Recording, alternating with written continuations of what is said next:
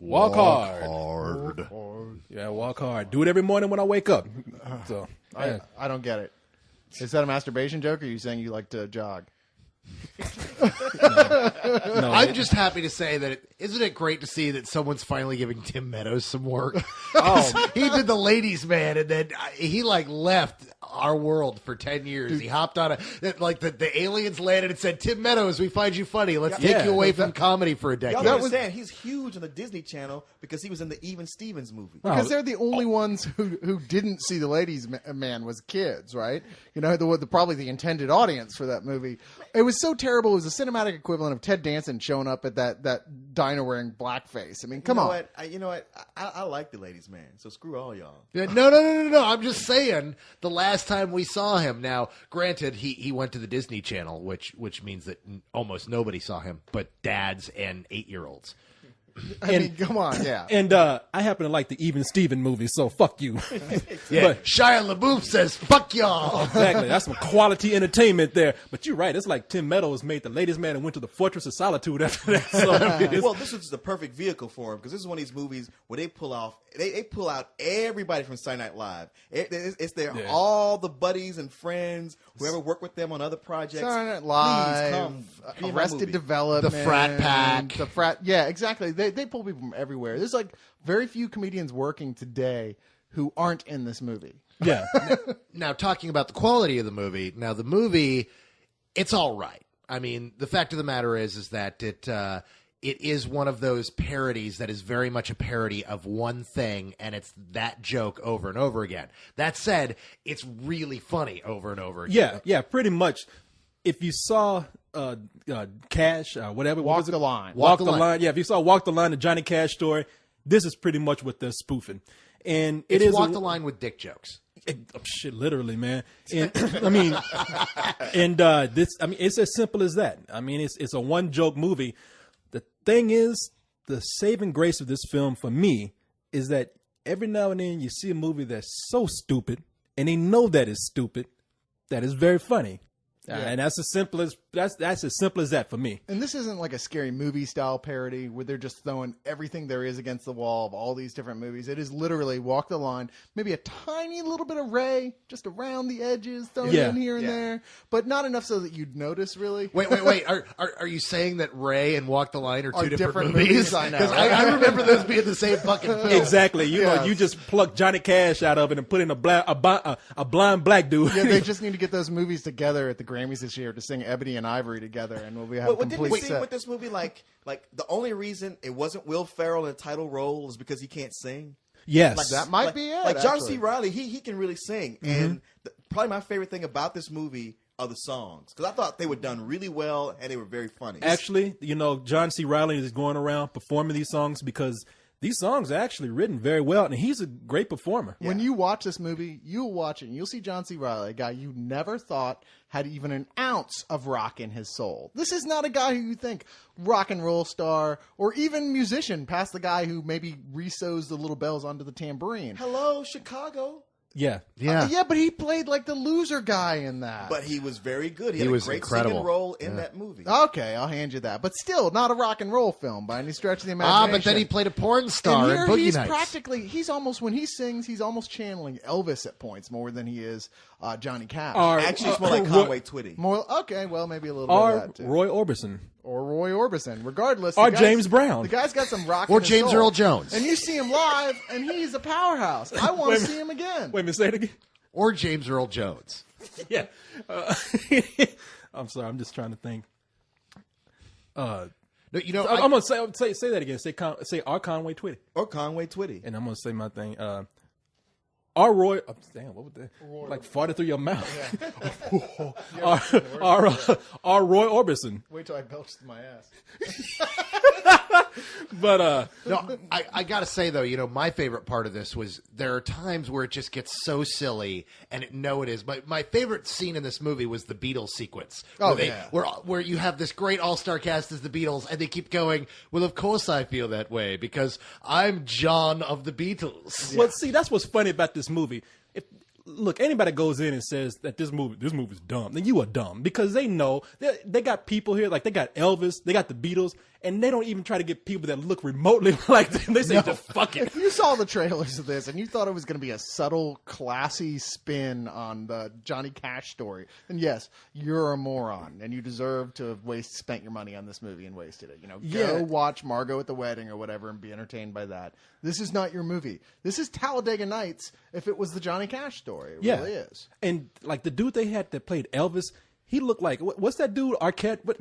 David Arquette? The dude that got to play Elvis, he looks like David Arquette. They didn't even try to make him look anything like the Elvis. Guy from the White Stripes. Jack White. That was Jack White? Jack White from the White Stripes. Okay, so it's Jack White with a pompadour. Yeah, and being hysterical. He was funny as he like- didn't look like a a thing. psychopath. He didn't look a thing like Elvis, but neither did the Beatles look like the Beatles or anybody else. They didn't even try. Damn, that was Jack White? I didn't Yeah. even know. Wow. Okay.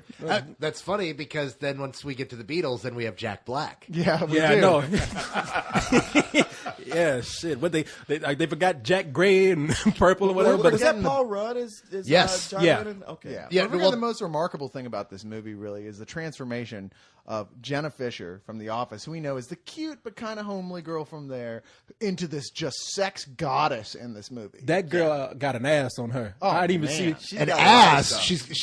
She's got everything. yeah, she's got pretty much everything. She's got this incredible rack that she's showing off throughout the whole movie. It's like, yeah, you know what? I'm on this TV show and they make me dress down, so I'm pretty much going to show everything but nipple in this fucking Yeah, movie. she's fully packed with 3 sides and extra biscuits. Yeah, no, and she's got an ass on her. I mean, I don't think I even saw her from the waist up. So 3 sides and extra. Does that come with a cake as well? And I'm hungry. A I don't gallon know. of Pepsi. Yeah, shit, what, you at Popeyes now? I was thinking about eating. I got confused. Yeah, I just want to have sex with the girl.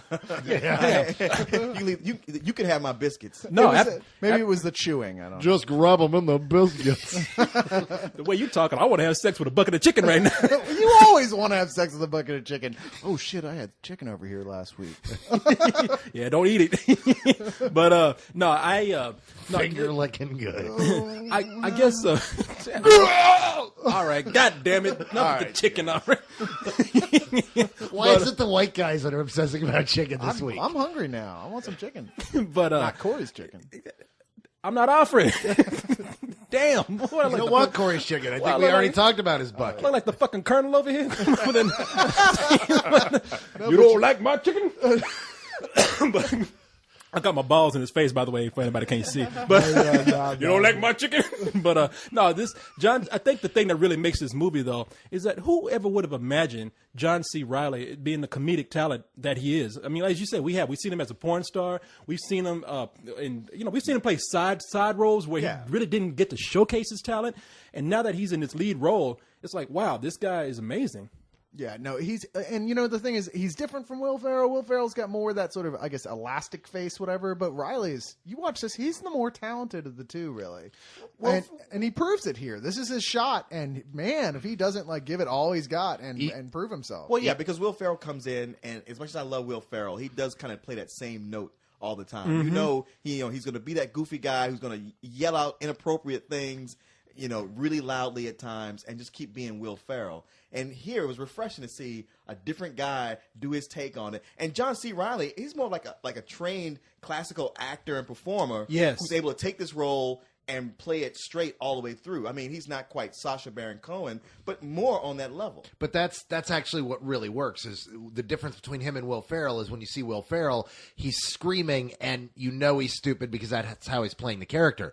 When John C. Reilly says something and acts stupid, you honestly believe that that's what he believes, that is his reality. Yeah, that's true. When he says something, it's like, that motherfucker believes that shit. Yeah. Even when Will Ferrell's being, funny as hell, you still never stop seeing Will Ferrell. Exactly. He's just Will Ferrell being Will Ferrell. And we like that guy. He's funny. But John C. Reilly becomes this other guy. Plus, no matter how you look at John C. Reilly, he looks like he should be making fucking donuts at Dunkin' Donuts or something. He does. He don't look like an actor. I mean, I'm sorry, man. He's talented, but he should be sweeping up the fucking floor at elementary school or something. Why? Just because he's not classically good looking? Yes. Is that the world you live in? But Yes. guys can get away with that in Hollywood. Girls, they just end up on The View if they look like that.